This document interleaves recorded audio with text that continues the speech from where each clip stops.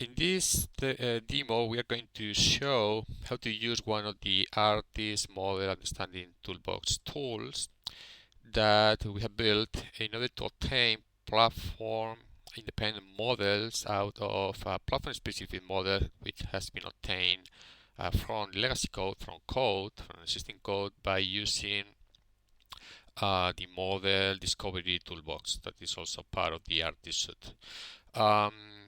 In this example, we have a model that is describing the user interface of the DUSE system, which is a system that is used to detect tsunami threats and to create simulations on the physical conditions on the environment. This tool is an RCP and Eclipse rich client platform. This model is a low-level model, contains a lot of information, and the tool we are going to show will identify only those elements that are contributing to the graphical user interface.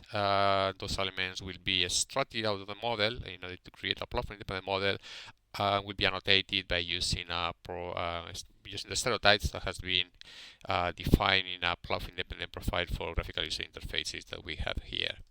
So in order to do that, we have to select the model in the package explorer that we want to, for which we want to extract a platform independent high-level model, abstraction model. So we go to the options of the Model Understanding Toolbox of ARTIS suite, and we select the option to extract the model. At the moment, we have one extractor for detecting RCP elements. We are also prompted to provide the model that describe the plugin XML file. This model has been also obtained by using the Model Discovery Toolbox.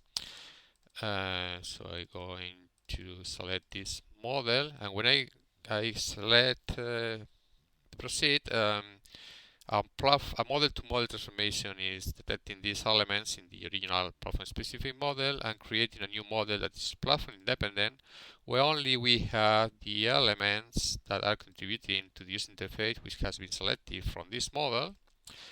They have been annotated with stereotypes from this profile. So here we have layout, which is corresponding to the perspective in RCPs. We have also views, panels that are contributing to this perspective. We are also able to detect different actions on panels or actions on selected objects, and so on. So this model is kind of a slice model of the platform-specific one, and contains concrete information with regards to some concern which has been interesting for users. And that's conclude this demonstration.